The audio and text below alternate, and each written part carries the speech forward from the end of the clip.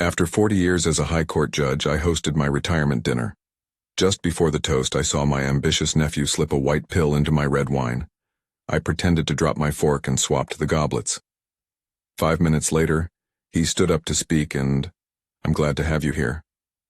Follow this story until the end and comment the city you're watching from, so I can see how far my story has reached."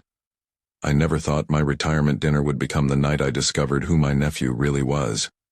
After 40 years on the bench, I had seen every kind of betrayal, every form of deception that human beings could devise. But nothing had prepared me for what I witnessed in those few seconds at Le Bernardin that Thursday evening. The restaurant buzzed with quiet conversation and the gentle clink of crystal glasses. 68 guests had gathered to celebrate my 4 decades as a judge in the county courthouse. Colleagues, fellow attorneys, court clerks, and family members filled the elegant dining room. Candles flickered on each table, casting warm shadows across the mahogany paneling that reminded me so much of my own library at home. I stood near the bar, accepting congratulations and well wishes, my hand instinctively touching the gold ring on my finger, the same graduation ring I had worn for 40 years. The weight of it felt heavier tonight, as if it carried the significance of everything I was leaving behind. "Uncle Edwin, you look distinguished as always." Floyd appeared beside me, his smile bright and confident. At 42, he had inherited his mother's sharp cheekbones and quick wit, but there was something in his eyes tonight that I couldn't quite place. Something restless. "Thank you for organizing all this, Floyd," I said, gesturing toward the beautifully arranged tables. "Margaret would have been proud to see how you've grown." His expression flickered for just a moment at the mention of his mother, my sister, who had passed away 30 years ago in that terrible car accident. Floyd had been only 12 then, a frightened boy who came to live with me because there was no one else. I had never married, never had children of my own, so raising him became the most important thing I had ever done. "She would have wanted you to have a proper send-off," Floyd said, adjusting his expensive tie. I noticed he was wearing the watch I had given him when he passed the bar exam, a Rolex worth $8,000. "After everything you've done for this community, for me, you deserve recognition." The sincerity in his voice warmed me, and I felt that familiar surge of paternal pride. This was the boy I had tutored through high school mathematics, the young man I had guided through law school, paying his monthly tuition of $3,200 without ever making him feel like a burden. Floyd had become everything I had hoped. A successful attorney with his own practice, a lovely wife named Victoria, a beautiful home in the suburbs. "Judge Patterson, congratulations on your retirement." Sarah Chen, my longtime court assistant, approached with a warm smile. 40 years of service to justice.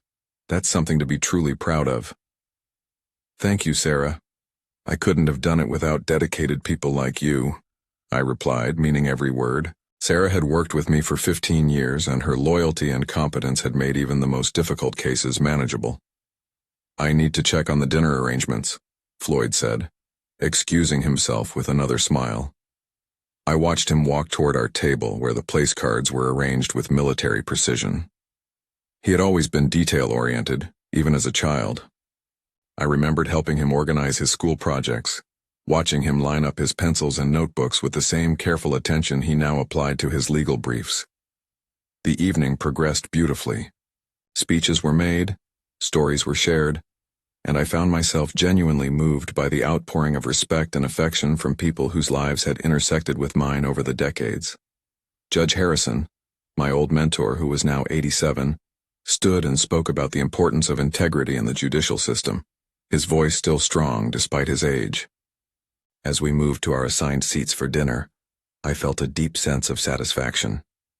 This was how a career should end, surrounded by people who valued your contributions, who understood the weight of the decisions you had made, the responsibility you had carried. Floyd held out my chair for me, a gesture of respect that reminded me of the manners I had taught him as a teenager. "I took the liberty of ordering your favorite wine," he said, indicating the deep red liquid in the crystal glass beside my plate. "The 1987 Bordeaux from the case you've been saving for special occasions." I was touched by his thoughtfulness. That wine had been a gift from a grateful attorney 20 years ago, after I had ruled fairly in a particularly contentious divorce case. I had been saving it indeed, waiting for the right moment to open it. "That's very considerate of you," I said, settling into my chair. The familiar comfort of routine surrounded me, the weight of my suit jacket, the texture of the starched napkin, the soft murmur of conversation from the surrounding tables. Floyd took his seat to my right, Victoria beside him. She looked elegant as always, her dark hair pulled back in a sophisticated chignon, her emerald dress complementing her olive skin. They made a handsome couple, and I had often thought how proud Margaret would have been to see her son so well settled. "Uncle Edwin," Victoria said, reaching across to squeeze my hand.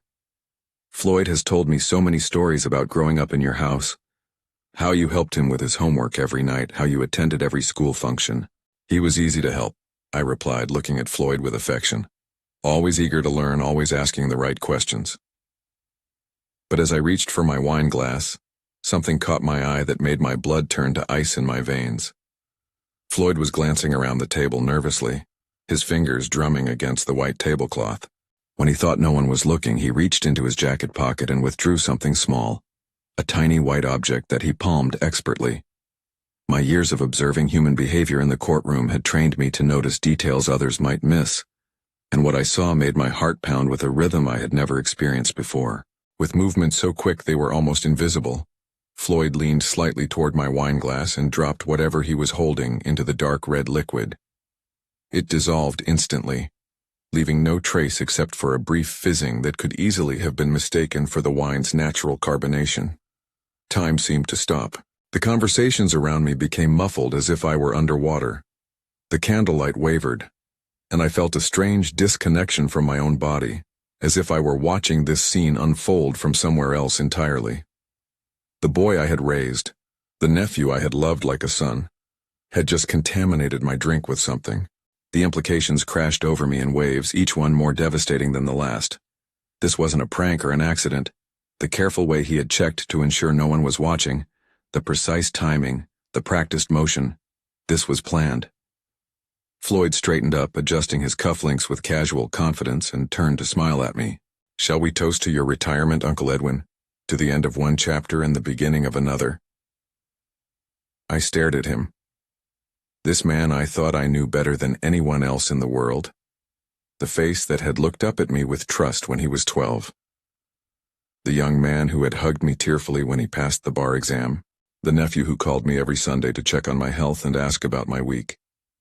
"Yes," I managed to say, my voice sounding strange to my own ears. "A toast sounds perfect." My hand trembled slightly as I reached for my glass, but I caught myself before Floyd could notice. 40 years of maintaining composure on the bench served me well in this moment. I had learned to keep my expression neutral even when hearing the most shocking testimony, even when facing the most difficult decisions. But inside, my world was crumbling. The trust that had been the foundation of our relationship for 30 years was dissolving as quickly as whatever substance Floyd had placed in my wine.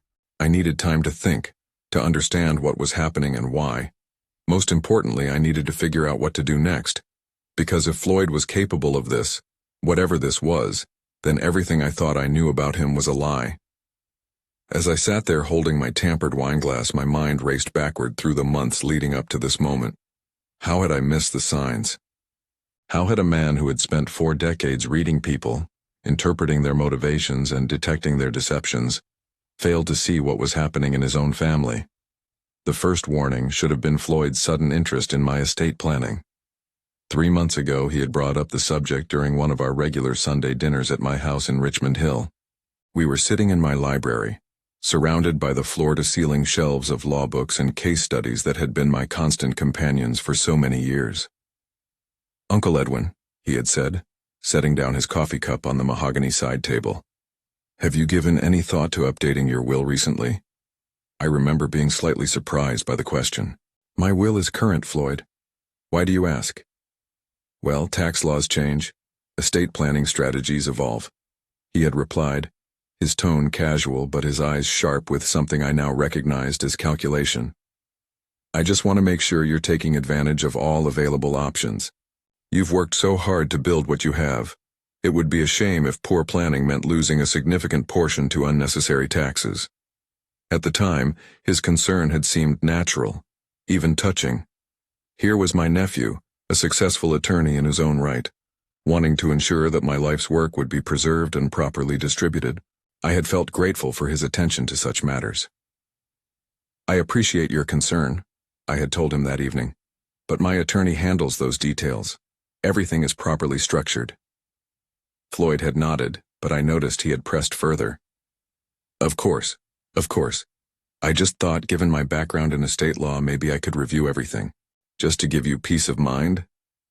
I should have wondered why he was so eager to examine my financial affairs. Instead, I had been pleased by his initiative, interpreting it as evidence of his maturity and professional competence. The second sign had come 6 weeks later. Floyd had visited my chambers at the courthouse, something he rarely did. He sat in the leather chair across from my desk, the same chair where countless attorneys had presented their cases over the years. "Uncle Edwin, I've been thinking about your retirement plans," he had said, leaning forward with apparent earnestness. "You've been working for 4 decades. Don't you think it's time to step back and enjoy the fruits of your labor?" "I am retiring, Floyd. The dinner next month is my farewell celebration, remember?" "Yes, but I mean really stepping back, traveling, relaxing, maybe moving somewhere more convenient for your daily needs. This house is quite large for one person, and maintaining it must be expensive." His suggestion that I sell the house had struck me as odd. The Victorian mansion on Richmond Hill had been my home for 35 years. Every room held memories. Every piece of furniture had been carefully chosen. The idea of leaving it had never occurred to me. "I love that house, Floyd. It's where you grew up, where we shared so many important moments. Why would I want to leave it?" Floyd had shifted in his chair, and for just a moment his mask of concern had slipped. I caught a glimpse of impatience, maybe even frustration, before he composed himself again. "I just want to make sure you're not burdening yourself unnecessarily," he had said. "A smaller place might be easier to manage, more practical for someone your age." Someone your age. The phrase had stung, though I hadn't acknowledged it at the time. At 62, I felt healthy and vital. The idea that I needed to downsize my life because of my age seemed premature, almost insulting. Now, sitting at this dinner table with my contaminated wine glass before me, I realized Floyd had been assessing my assets, calculating their value, planning for their transfer. The house worth $750,000, the investment portfolio I had built over decades of careful saving, the pension that would continue for Victoria after my passing. He had been taking inventory. The third sign had been the most disturbing, though I had dismissed it at the time. 2 weeks ago, Floyd had come to dinner with an unusual request. He wanted to borrow against his inheritance. "I have an investment opportunity," he had explained as we sat at my dining room table. "A real estate development that could triple the initial investment within 2 years. But I need capital quickly, and my liquid assets are tied up in the practice." "What kind of investment requires such urgency?" I had asked. Floyd's explanation had been vague, filled with terms like time-sensitive opportunity and exclusive access. When I pressed for details, he had become evasive, almost defensive. "I understand you need to be careful, Uncle Edwin. Your judicial training makes you naturally skeptical. But this is a sure thing, and the returns would benefit both of us in the long run." When I had declined to provide the money, suggesting instead that he wait and use traditional financing, Floyd's reaction had been telling. The disappointment in his eyes was sharp, almost bitter. For a moment, he had looked at me as if I were an obstacle to be overcome rather than a family member who cared about his well-being. "Of course," he had said, recovering quickly. "You're right to be cautious. I'll find another way." But I could see the wheels turning in his mind, and now I understood what he had been planning. The fourth and most damning sign had come just last week. Victoria had called me, her voice strained with worry. "Uncle Edwin, I need to ask you something, and I hope you won't think I'm betraying Floyd's confidence." "What is it, dear?"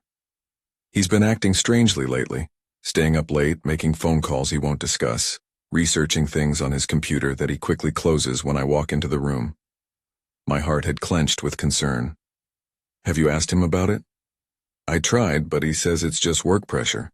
"But Edwin, I found some papers on his desk, printed articles about medical conditions, treatments, things that could affect elderly people. At the time, I had assumed Floyd might be worried about my health, perhaps researching ways to help me age more gracefully. Now I realized he had been researching something entirely different. I'm probably being paranoid, Victoria had continued, but some of the articles were about medications, interactions, things that could cause problems for someone your age. I had reassured her that Floyd was probably just being overly cautious about my well-being, but her call had planted a seed of unease that I had tried to ignore. Now, as I sat at this elegant table surrounded by people celebrating my career, that seed had grown into a terrible understanding. Floyd hadn't been researching ways to protect my health. He had been researching ways to compromise it. The boy I had raised from age 12, who had slept in the bedroom down the hall from mine for 6 years, who had sat at my kitchen table doing homework while I prepared dinner. This boy had grown into a man capable of something I couldn't even name. I thought about all the sacrifices I had made for him, the vacations I hadn't taken so I could pay his college tuition of $3,200 every month for 4 years, the social events I had skipped to attend his school plays and soccer games, the relationships I had let fade because raising Floyd had become my primary focus. I had given him everything: love, guidance, opportunity, financial support. I had shared my knowledge, my connections, my home. I had been proud when he chose to study law, thrilled when he passed the bar exam, overjoyed when he started his own practice. And this was how he repaid that devotion. The waiter approached our table, beginning to serve the first course, and I realized I had to make a decision. I could confront Floyd here, in front of everyone, creating a scene that would destroy not only him but also the memory of this evening that was meant to celebrate my career. Or I could find another way to handle this situation, a way that would give me time to understand the full extent of his betrayal and plan my response accordingly. I looked at Floyd, who was smiling and chatting with the guests at our table, playing the role of the loving nephew perfectly. His performance was flawless, just as it had been for months while he planned whatever he had put in my wine. But I had learned something in 40 years on the bench that Floyd had apparently forgotten. Justice doesn't always come swiftly, but it always comes eventually. And tonight, it was going to come for him. The weight of knowledge sat heavy in my chest as I contemplated my next move. Around me, the dinner continued with its elegant rhythm.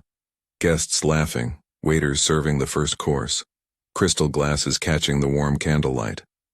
But my world had narrowed to the contaminated wine glass sitting inches from my hand, and the nephew who had just revealed his true nature. Floyd was engaged in animated conversation with Judge Harrison about recent changes in corporate law, his voice confident and professional. To anyone watching, he appeared to be the perfect nephew, attentive, successful, devoted. But I could see through the performance now, and what I saw chilled me to the bone. I needed to act, but I also needed to be smart about it. 40 years on the bench had taught me that hasty decisions often led to regrettable consequences. This situation required the same careful consideration I had applied to the most complex legal cases. "Uncle Edwin, you seem quiet tonight," Victoria observed, her dark eyes filled with genuine concern. "Are you feeling all right?" The irony of her question wasn't lost on me. Here was Floyd's wife worried about my well-being, while her husband sat beside her having just tampered with my drink. Did she know? Was she part of this? Or was she as deceived as I had been? "Just reflecting on the evening," I replied, managing a smile. 40 years of memories tend to flood back at moments like this. Floyd glanced at me and I caught something in his expression. Anticipation, maybe even excitement. He was waiting for me to drink the wine, waiting to see the results of whatever he had put in it. The realization made my stomach turn, but I kept my face carefully neutral. "You should try the wine, Uncle Edwin," Floyd said, raising his own glass. "It's really exceptional, perfect for toasting such a momentous occasion." His insistence confirmed my worst fears. This wasn't paranoia or misunderstanding. Floyd genuinely wanted me to consume whatever he had put in that glass. "You're right," I said, reaching for the wine. "A toast is definitely in order." But as my hand moved toward my glass, I deliberately knocked my fork to the floor. The silver utensil clattered against the hardwood, drawing the attention of everyone at our table. How clumsy of me, I said, bending down to retrieve the fork. In that moment, hidden beneath the white tablecloth, I executed a maneuver that would have impressed any magician. With movements honed by decades of handling evidence in courtrooms, I switched my contaminated wine glass with Floyd's clean one. The exchange took less than 3 seconds, invisible to everyone above the table. When I straightened up, fork in hand, my heart was pounding but my expression remained calm. Years of maintaining judicial composure under pressure served me well. I had learned to hide my reactions when hearing shocking testimony, when facing attempts at intimidation, when making decisions that would alter people's lives forever. I should ask for a clean fork, I said to the waiter, who immediately provided one. Floyd was watching me with barely concealed impatience. Now about that toast, he said, lifting what he believed was his own glass but was actually mine, the one that had originally contained whatever substance he had added. Absolutely, I replied, raising what had been his glass, the clean one. The twisted justice of the situation wasn't lost on me. For 30 years I had taught Floyd about right and wrong, about consequences and accountability. Now he was about to learn those lessons in the most direct way possible. To Judge Edwin Harrison, Floyd announced, standing and holding his glass high. His voice carried across our section of the restaurant, drawing smiles and attention from nearby tables. A man who has dedicated his life to justice, who raised me when I had nowhere else to turn, who showed me the meaning of integrity and honor. The words sounded beautiful, heartfelt even. If I hadn't just witnessed his betrayal, I might have been moved to tears. Instead, I felt sick listening to him speak about integrity while holding a glass that contained evidence of his complete lack of it. Uncle Edwin taught me that every action has consequences, Floyd continued, his eyes meeting mine. That we must be prepared to face the results of our choices, good or bad. The irony of his words was almost unbearable. He was about to experience exactly what he had just described, though not in the way he expected. He showed me that family is the most important thing in life, Floyd went on, his voice growing more emotional. That love and loyalty should guide our decisions, and that we should always protect those we care about. Several guests were dabbing at their eyes now, touched by what they perceived as a nephew's heartfelt tribute to his beloved uncle. If only they knew the truth. So here's to you, Uncle Edwin, Floyd said, raising his glass higher. Thank you for everything you've given me. Thank you for making me the man I am today. The applause that followed was warm and sincere. Guests raised their glasses in solidarity, creating a beautiful tableau of respect and affection. I stood as well, holding my clean glass, and nodded acknowledgement to the room. Thank you all, I said, my voice steady despite the chaos in my heart. Your words mean more to me than you could know. Floyd smiled at me with what appeared to be genuine love, then brought his glass, the contaminated one, to his lips and drank deeply. I watched in fascination as he consumed a significant portion of the wine, apparently savoring its taste. Excellent choice, he said to me, setting the glass down. This vintage is truly special. Yes, I agreed, taking a small sip from my own clean glass. It certainly is. The dinner continued around us. The first course was served, a delicate seafood appetizer that I could barely taste. My attention was entirely focused on Floyd, watching for any signs that whatever he had put in the wine was beginning to affect him. Initially, nothing seemed different. Floyd continued his conversations, charming the other guests with stories about his legal practice and asking thoughtful questions about their own careers. He was performing his role perfectly, just as he had been performing the role of loving nephew for who knows how long. But as the minutes passed, I began to notice subtle changes. Floyd's speech became slightly less precise. His gestures grew more expansive, less controlled. When he reached for his water glass, his hand trembled almost imperceptibly. Are you feeling all right, darling? Victoria asked, placing her hand on his arm with obvious concern.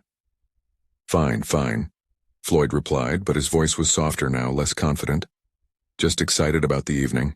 I continued to watch him, feeling a complex mixture of emotions. Part of me was satisfied to see justice beginning to unfold.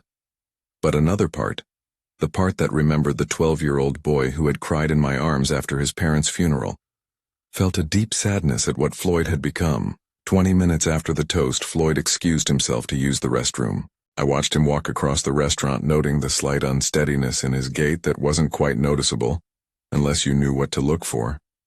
When he returned 5 minutes later, his face was pale, and there was a sheen of perspiration on his forehead despite the comfortable temperature in the restaurant.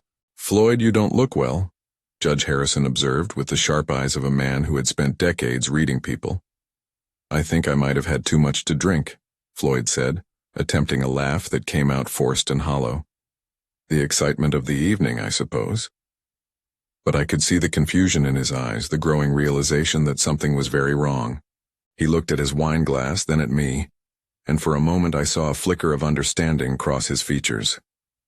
"Uncle Edwin," he said slowly, his voice taking on an edge of suspicion, "didn't you drop your fork earlier?" "Yes," I replied calmly, meeting his gaze directly. "Clumsy of me, wasn't it?"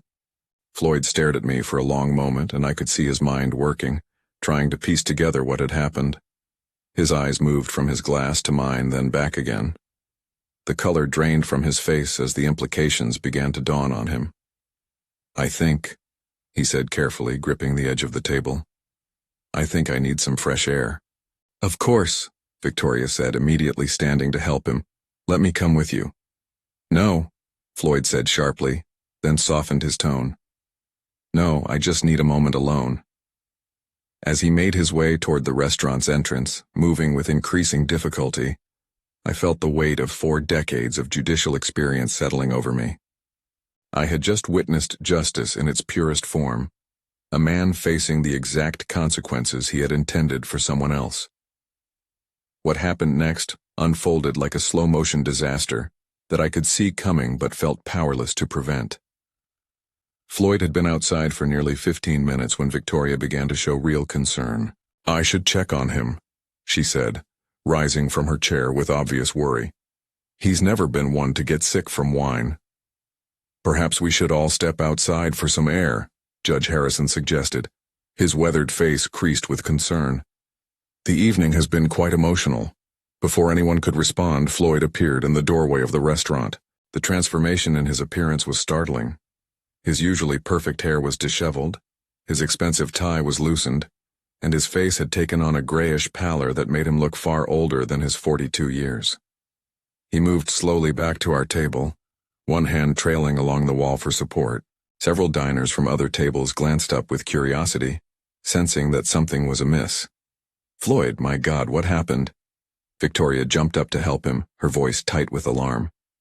"I'm fine," he said, but his words were slightly slurred now, and the tremor in his hands was becoming more pronounced. "Just need to sit down for a moment." As he lowered himself into his chair, I could see the confusion and growing panic in his eyes. Whatever he had put in my wine was affecting him far more severely than he had anticipated. The irony wasn't lost on me.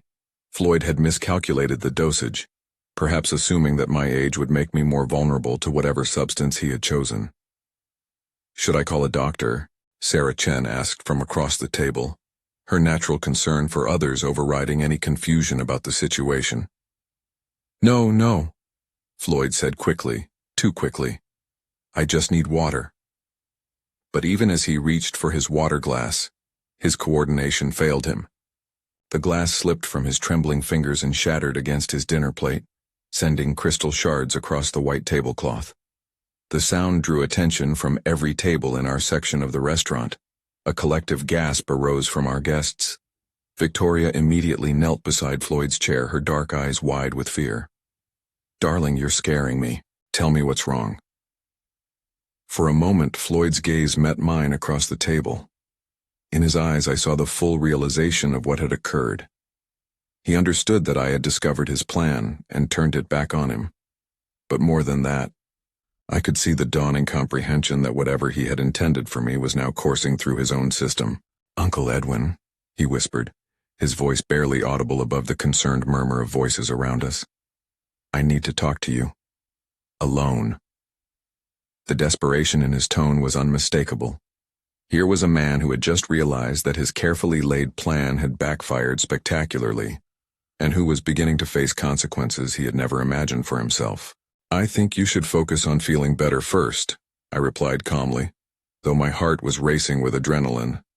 "Perhaps some fresh air would help?" Floyd tried to stand, but his legs wouldn't support him properly. He gripped the table's edge, his knuckles white with the effort of remaining upright. "Something's wrong," he said, no longer trying to hide his distress. "Something's very wrong." Judge Harrison, with his decades of experience reading people and situations, leaned forward with sharp attention. "Floyd, you mentioned earlier that you might have had too much to drink, but this seems like something more serious. Are you taking any medications that might interact with alcohol?" The question hit Floyd like a physical blow. His face went even paler, and I could see him struggling to find an answer that wouldn't reveal the truth. He began, then stopped. His breathing was becoming labored, and small beads of sweat were forming on his forehead, despite the comfortable temperature in the restaurant. Victoria placed her hand on his arm, her concern deepening. "Floyd, you're frightening me. Please let someone call for medical help." "No!" The word came out sharper than Floyd intended, drawing even more attention from nearby tables.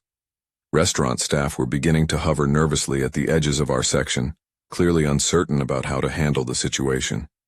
I watched all of this unfold with a mixture of fascination and deep sadness. This wasn't how I had wanted the evening to end. Part of me had hoped that confronting Floyd privately might have led to a confession, perhaps even to understanding why he had chosen this path. Instead, his plan had collapsed publicly, in front of 68 people who had gathered to celebrate my career. "Floyd," I said quietly, leaning toward him, "perhaps you should tell us exactly what you think might be causing this reaction. It might help if medical professionals know what they're dealing with." His eyes widened at the implication of my words. I was offering him a chance to confess, to explain what he had put in the wine so that appropriate help could be provided. But confession would mean admitting to everyone present what he had attempted to do to me. I can't. Floyd struggled with the words, his moral cowardice warring with his growing physical distress. That's when Judge Harrison demonstrated why he had been such a respected jurist for over 50 years. With the sharp instincts that had made him legendary in the legal community, he looked from Floyd to me, then back to Floyd, and I could see understanding dawning in his wise old eyes. "Young man," Judge Harrison said in the authoritative tone that had commanded respect in courtrooms for decades, "I suggest you tell us immediately what substance you've ingested, because your condition appears to be deteriorating rapidly." The directness of the question coming from such a respected figure seemed to break something inside Floyd. His carefully constructed facade finally crumbled completely. "I didn't mean for this to happen," he said, his voice cracking with desperation. "It was supposed to be. It wasn't supposed to affect me." A shocked silence fell over our table. Victoria stared at her husband with growing horror, beginning to piece together the implications of his words. "What wasn't supposed to affect you?" she asked, her voice barely above a whisper. Floyd looked around the table at all the faces staring at him, people who had known him for years, who had watched him grow up, who had celebrated his achievements and considered him family. The weight of their scrutiny seemed to crush him. "The wine," he finally admitted, the words tumbling out in a rush. "I put something in Uncle Edwin's wine, but he switched the glasses when he dropped his fork. I drank it instead." The collective intake of breath from our table was audible even over the restaurant's ambient noise. Victoria's hand flew to her mouth, her face going pale with shock. Sarah Chen sat back in her chair as if she'd been struck.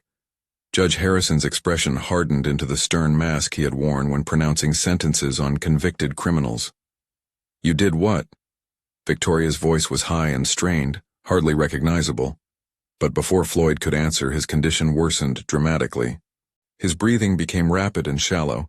His hands began to shake uncontrollably and his eyes lost their focus. "Call 911, Judge Harrison commanded with the authority of a man accustomed to being obeyed immediately. As chaos erupted around our table, Victoria crying, guests pulling out their phones, restaurant staff rushing to help, I found myself strangely calm. After 40 years of dealing with crises in the courtroom, I had learned to remain steady when others panicked. But as I watched Floyd struggling with the consequences of his own actions, I felt no satisfaction, no sense of victory. Instead, I felt the profound sadness of a man who had just watched someone he loved destroy himself. The boy I had raised, the nephew I had cherished, had revealed himself to be someone I didn't recognize. And now he was facing the exact fate he had planned for me, learning too late that some actions can never be undone. The hospital waiting room felt sterile and cold, a stark contrast to the warm elegance of Le Bernardin, where this nightmare had begun just 4 hours earlier. I sat in one of the uncomfortable plastic chairs, still wearing my retirement dinner suit, watching the controlled chaos of Mount Sinai's emergency department through glass doors that swooshed open and closed with mechanical precision. Victoria sat across from me, her elegant emerald dress now wrinkled and stained with tears. She hadn't spoken to me directly since Floyd's confession at the restaurant, but I could feel her staring at me with a mixture of confusion, anger, and desperate need for answers. Judge Harrison had insisted on coming with us, his 87-year-old frame moving with surprising agility as he navigated the hospital corridors. Sarah Chen had stayed behind to explain the situation to our dinner guests and handle the aftermath of what would undoubtedly become the most talked-about retirement party in the county's legal community. The paramedics had arrived within 8 minutes of our call, professional and efficient as they assessed Floyd's condition. I had watched them work, answering their questions about his symptoms with clinical detachment, while inside I wrestled with emotions I couldn't fully identify. "Mr. Holloway?" A young doctor in blue scrubs emerged from the treatment area, clipboard in hand.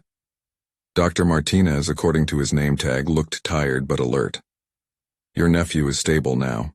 We've administered treatment to counteract the substance in his system." Victoria jumped up immediately. "Can I see him?" "In a few minutes. We need to keep monitoring him, but the worst has passed." Dr. Martinez turned to me. "The police would like to speak with you about what happened." I nodded, having expected this. "Of course." Detective Roberts was a woman in her 40s with sharp eyes and graying hair pulled back in a practical ponytail. She had the kind of direct manner that came from years of dealing with people in crisis.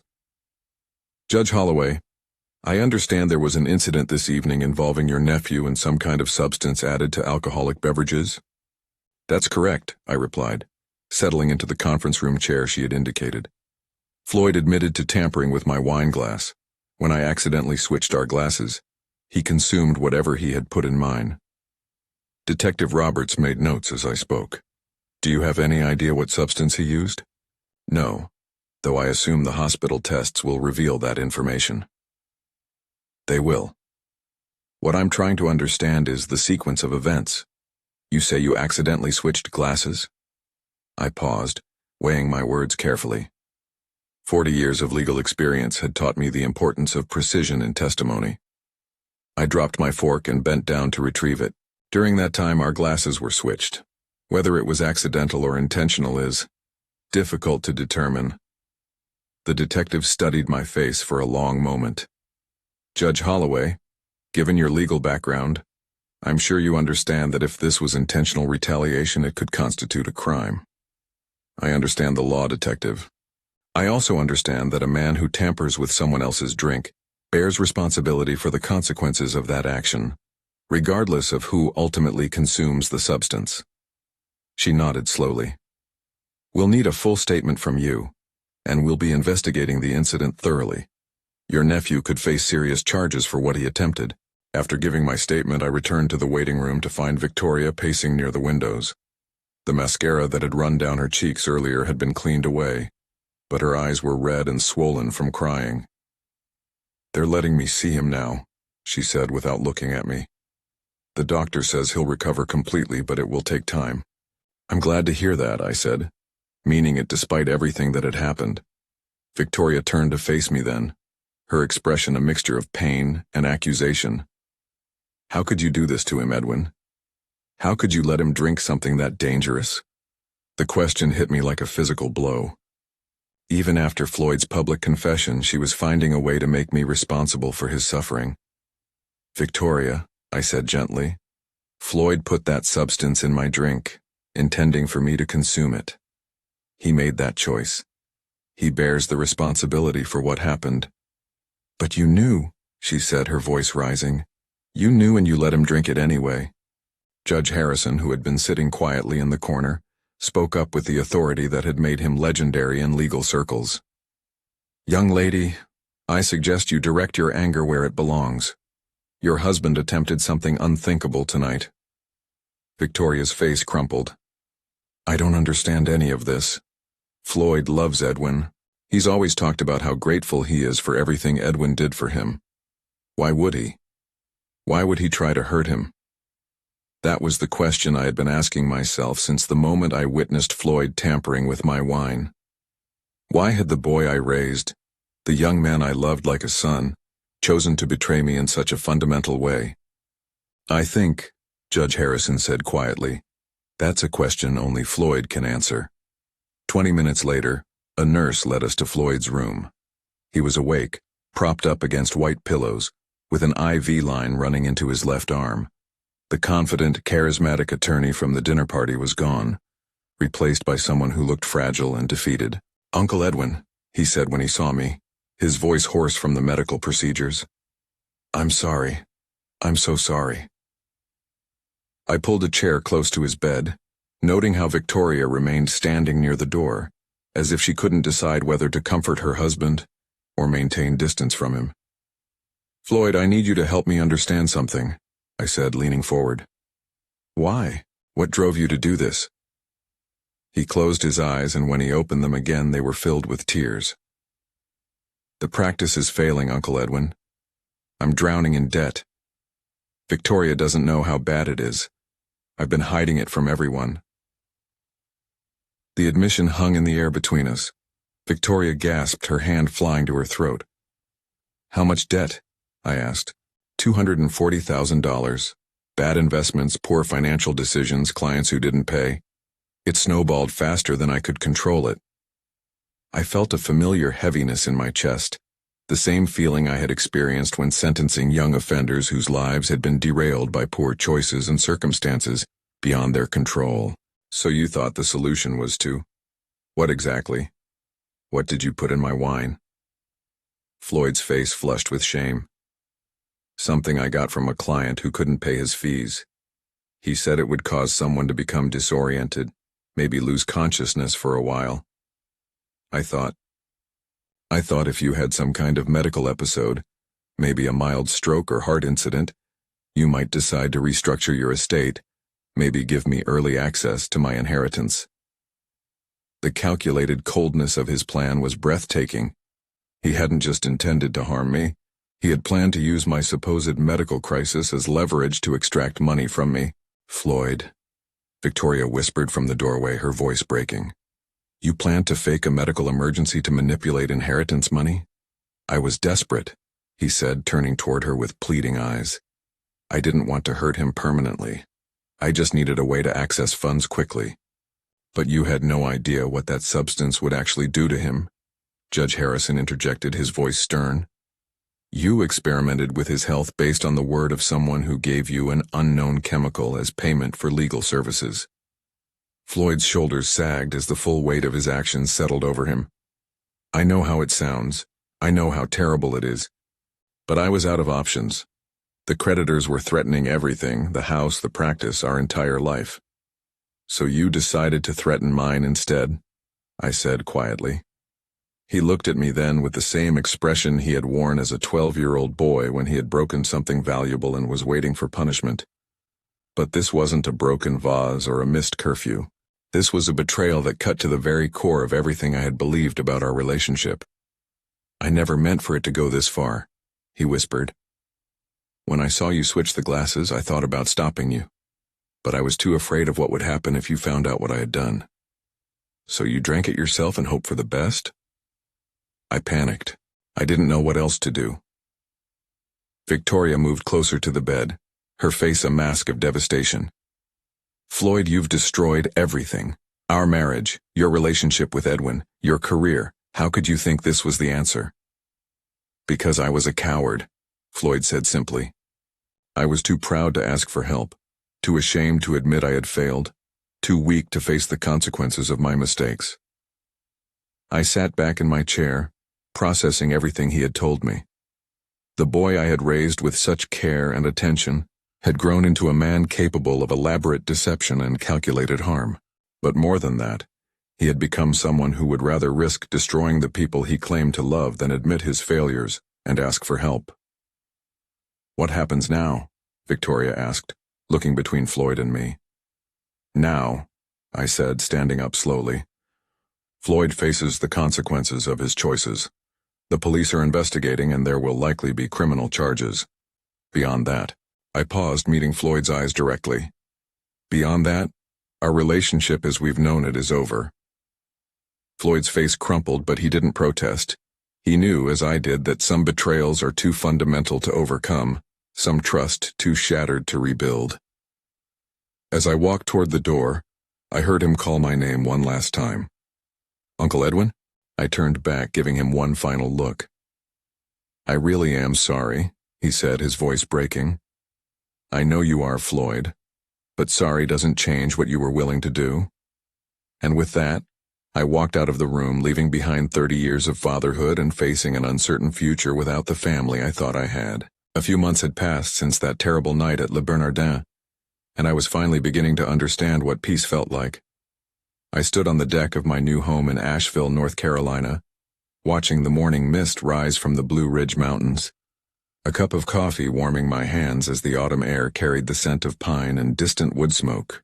The house was smaller than my Victorian mansion in Richmond Hill, a modest 3-bedroom cabin that I had purchased for $275,000.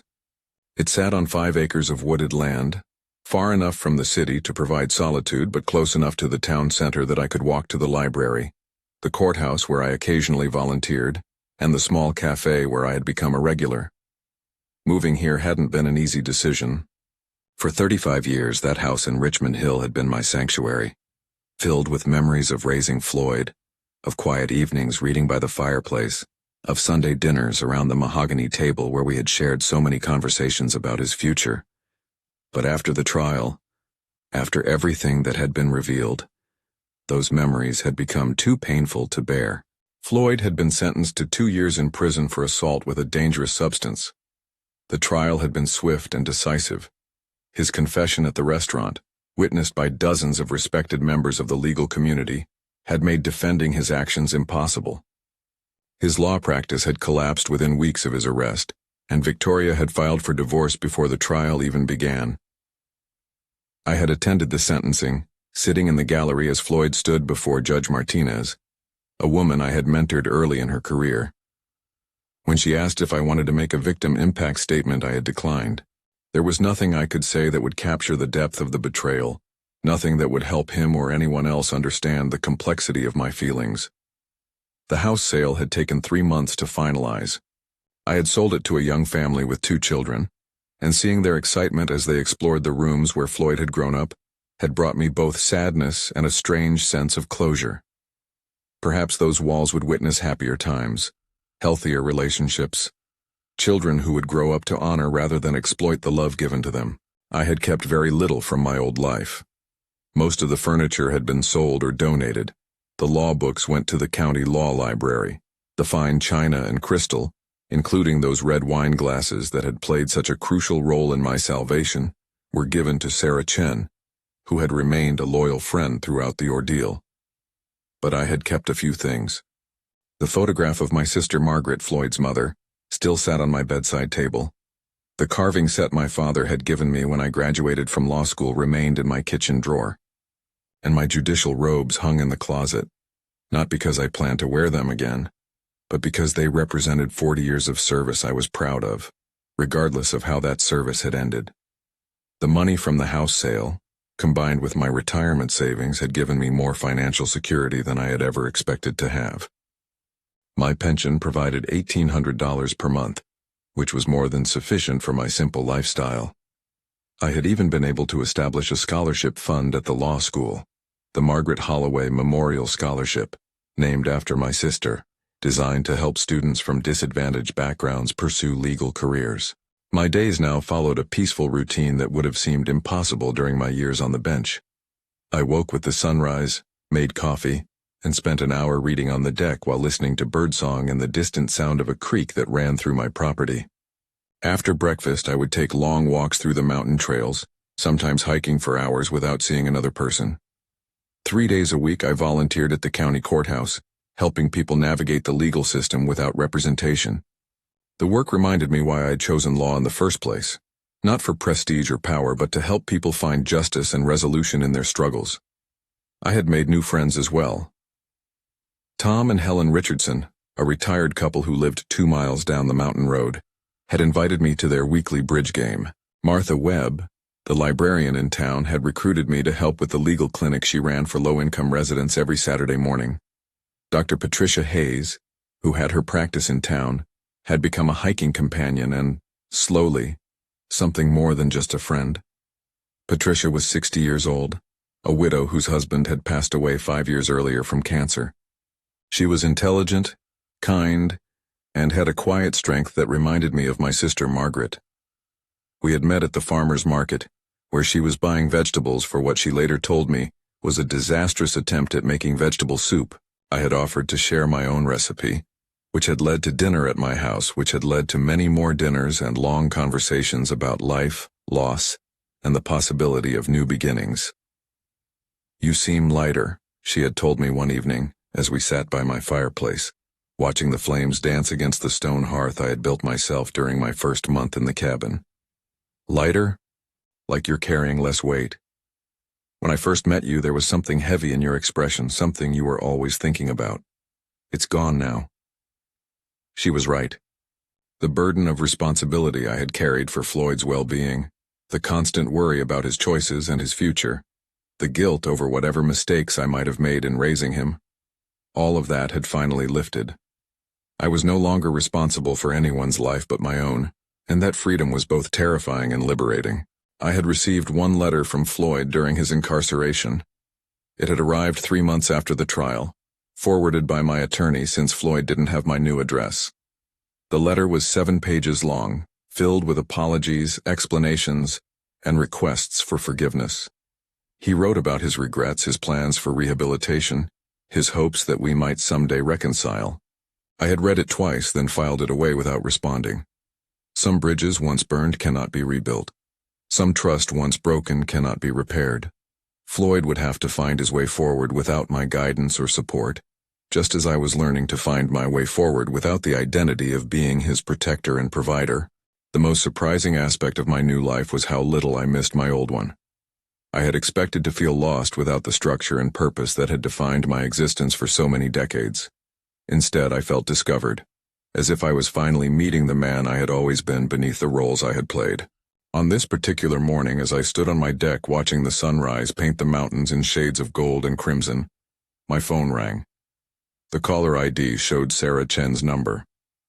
"Good morning, Sarah," I answered, settling into my deck chair. "Judge, Edwin, I hope I'm not calling too early." "Not at all. What can I do for you?" "I wanted to let you know that Floyd was released yesterday. He served 18 months of his sentence and got early release for good behavior." I felt a familiar tightness in my chest, but it passed quickly. "Thank you for letting me know." He asked me if I knew how to reach you. I told him I didn't, and that even if I did, I wouldn't share your information without your permission. "You did the right thing." There was a pause. "Edwin, he seemed different, older, quieter.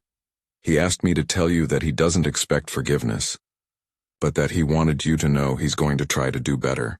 I closed my eyes, feeling the warmth of the morning sun on my face. "I hope he does, Sarah, for his own sake." After hanging up, I remained on the deck for a long time, processing the news of Floyd's release. I felt no anger, no fear, no desire to reach out to him. I felt only a kind of sad closure, like the end of a book I had been reading for 30 years. At noon, Patricia arrived with hiking boots and a backpack filled with sandwiches and water bottles. We planned to explore a new trail that led to a waterfall Tom Richardson had told us about. "You look peaceful today," she said, kissing my cheek as she set down her pack. "I feel peaceful," I replied, meaning it completely.